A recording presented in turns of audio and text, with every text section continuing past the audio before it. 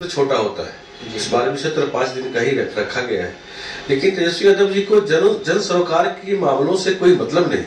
अगर उनको मतलब अनुसंधान में मालूम पड़ता है कि 2 बच्चों की डूबने से मौत हो गई, कि कोई हत्या किसी ने नहीं की थी, तो वो अनर्गल ट्वीट करते रहते हैं। इसी तो हम लोग उनको ट्विटर बबुआ कहते हैं कि ट्विटर बबुआ वो है।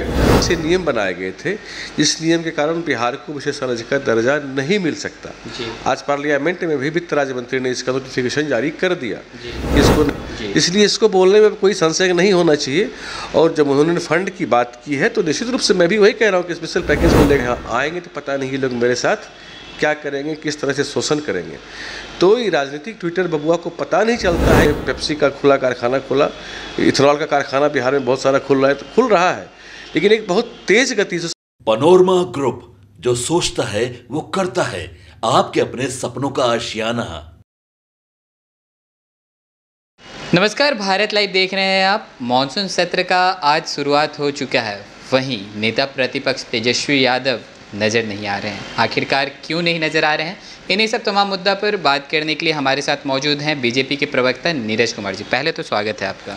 ये बहुत बहुत धन्यवाद। देखिए, आज मानसून सत्र शुरू हुआ, एक बहुत महत्वपूर्ण सत्र होता है। ये सत्र होता है जी। और शुरू से इतिहास रहा है कि सत्र छोटा होता है। इस बार भी सत्र 5 दिन का ही रखा गया है, लेकिन तेजस्वी यादव जी को जन सरोकार के मामलों से कोई मतलब नहीं। अगर उनको मतलब होता तो आज उनको विधानसभा में उपस्थित होना चाहिए, लेकिन लोकसभा चुनाव के बाद पता नहीं कहाँ छुट्टियां बिताने के लिए वो गायब हो गए हैं, कुछ पता ही नहीं है। ट्विटर बबुआ है, सिर्फ ट्विटर पे नज़र आते हैं, बाकी राजनीति से वो लापता है। और मुझे लगता है कि ये अच्छा संदेश नहीं है। ये विपक्ष, एक अच्छे विपक्ष की भूमिका वो नहीं निभा पा रहा है जी। लेकिन एक तरफ देखा जाए तो लगातार तो ट्वीट पे वो क्राइम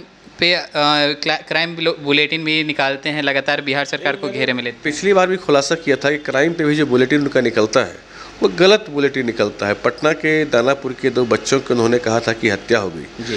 अनुसंधान में मालूम पड़ता है कि उन 2 बच्चों की डूबने से मौत हो गई, कि कोई हत्या किसी ने नहीं की थी। तो वो अनर्गल ट्वीट करते रहते हैं। इसलिए तो हम लोग उनको ट्विटर बबुआ कहते हैं कि ट्विटर बबुआ वो है। उनको ज़मीनी राजनीति से, जन सरोकार से कोई वास्ता नहीं। कोई कुछ बना के बता के लिख कर उनको दे दिया। पता नहीं देश दुनिया के किस कोने में वो हैं, उनको बताना चाहिए। वो विधानसभा जिसके मानसून सत्र से भी अनुपस्थित हैं, लापता है। कुछ भी खाली ट्वीट करते रहने से राजनीति नहीं होती। राजनीति संघर्ष का नाम है। हालांकि संघर्ष वो कहाँ से करेंगे, वो तो चांदी का चम्मच लेके पैदा हुए, लालू जी के बेटा के रूप में पैदा लिए। कभी संघर्ष तो उन्होंने जाना नहीं। राजनीति उनको विरासत में मिली है, उनको मालूम है कि लालू की गद्दी उनको मिलनी है और मिली भी है। इसलिए कोई संघर्ष की भाषा को वो लोग नहीं समझ सकते। चलिए, एक तरफ ये तो आपराधिक घटना पे लगातार तेजस्वी यादव अपना ट्वीट करते ही हैं, दूसरी तरफ बिहार को विशेष राज्य के दर्जे पे काफ़ी चर्चा भी मची हुई है। क्या लगता है, मिलेगा या नहीं मिलेगा?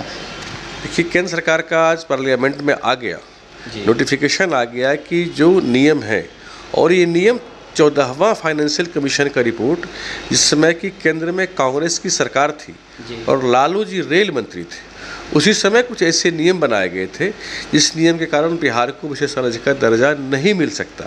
आज पार्लियामेंट में भी वित्त राज्य मंत्री ने इसका नोटिफिकेशन जारी कर दिया कि इसको नहीं मिलेगा। हाँ, स्पेशल पैकेज की अपेक्षा में सब लोग हैं। निश्चित रूप से मोदी जी और नीतीश जी दोनों की एक ही अपेक्षा है कि बिहार को विकसित राज्य बनाना है। अब कैसे बनाना है? स्पेशल पैकेज जितने का होगा, जो भी होगा, मदद करने योग्य बिहार को, केंद्र की ओर से बिहार को मदद मिलेगा, और बिहार को एक विकसित राज्य की श्रेणी में लाकर खड़ा करना ही मूल उद्देश्य है। टर्मिनोलॉजी कोई भी हो, नाम कोई भी हो, विशेष राज्य का दर्जा नाम ना मिला ना सही, कोई और नाम स्पेशल पैकेज का नाम हो, लेकिन बिहार को मिलेगा, उसका लाभ मिलेगा जी। वहीं देखा जाए तो बिहार के डिप्टी सीएम सम्राट चौधरी ने मतलब बयान दिया है। उन्होंने कहा है कि मॉनेटरी फ़ंड के तौर पर स्पेशल मॉनेटरी फ़ंड मिलना चाहिए बिहार को, विशेष राज्य के दर्जे पर उन्होंने कुछ नहीं कहा।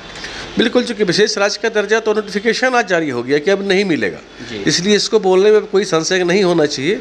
और जब उन्होंने फंड की बात की है तो निश्चित रूप से मैं भी वही कह रहा हूँ कि स्पेशल पैकेज मिलेगा, मॉनिटरिंग फंड मिलेगा बिहार को, ताकि बिहार स्वयं भी सबसे तेज गति से विकास करने वाला राज्य है पूरे देश में।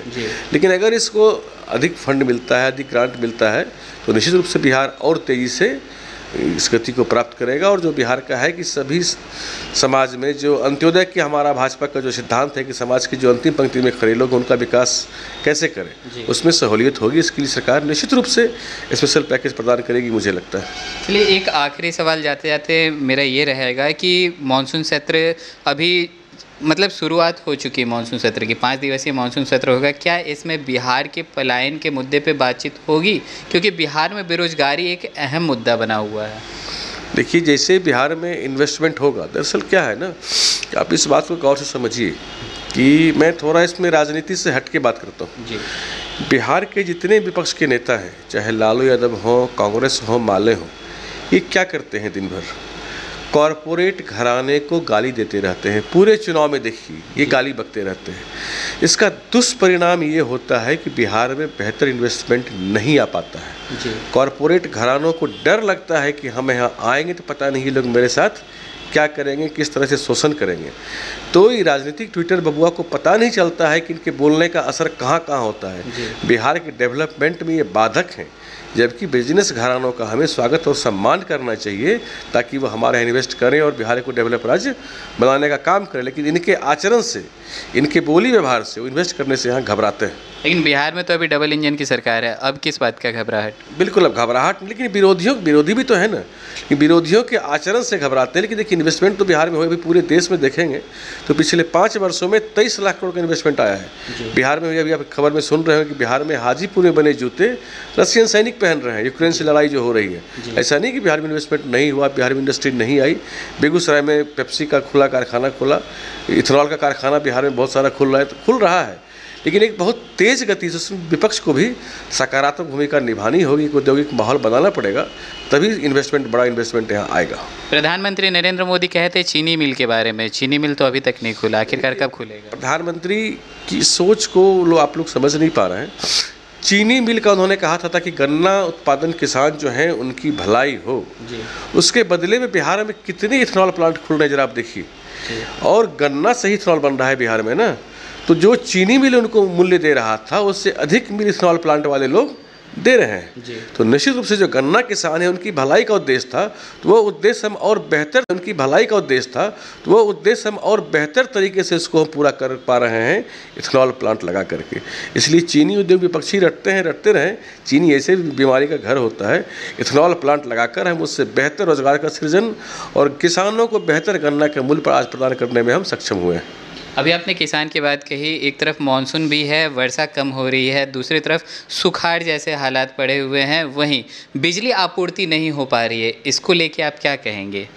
नहीं, देखिए, बिजली आपूर्ति तो हो पा रही है। अब कहीं आंधी आ गई, तूफान आ गया तो कुछ बाधित होता है, तो प्राकृतिक आपदाओं को तो नहीं काउंट कर सकते, कभी भी कहीं भी आ सकती है।